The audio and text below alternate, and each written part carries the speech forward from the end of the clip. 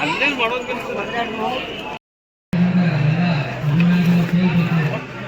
ಯಾಕಂದ್ರೆ ಯಾವುದೇ ತಪ್ಪಿಗಾರರಿಂದ ಪೊಲೀಸರು ನಮಗೆ ವಿನಂತಿಸಿಕೊಳ್ಳುತ್ತಾರೆ.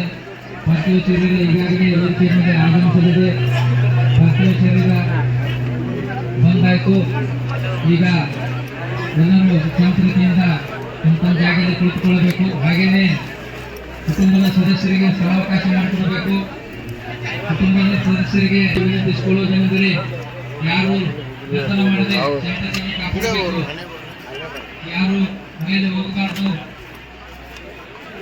ಯಾರು ಮೇಲೆ ಹೋಗಿ ವ್ಯಸನ ಮಾಡಬಾರ್ದು. ದಯವಿಟ್ಟು ವಿನಂತಿಸಿಕೊಳ್ಳುವುದೆಂದರೆ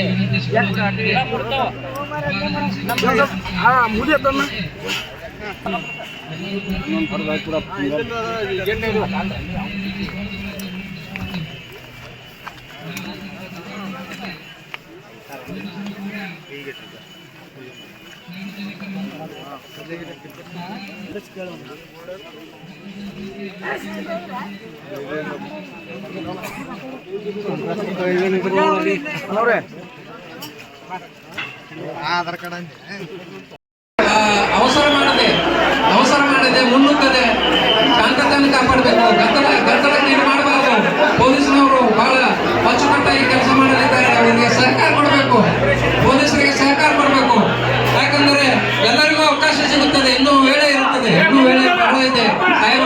ದರ್ಶನ ತಗೊಳ್ಳಕ್ಕೆ ನಿಮಗೆ ಕಾಲಾವಕಾಶ ಇದೆ. ಇನ್ನು ದಯಮಾಡಿ ಅವಸರ ಮಾಡಿ ಬರ್ಬೇಕಂತ ತಮ್ಮಲ್ಲಿ ವಿನಂತಿಸಿಕೊಳ್ಳುತ್ತೇನೆ.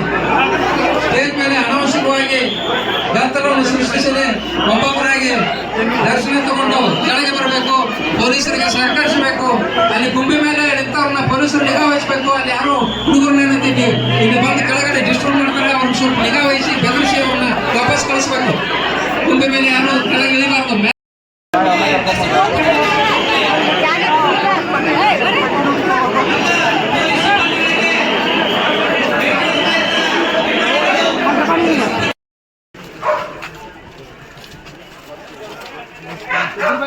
ನಮಸ್ತೆ.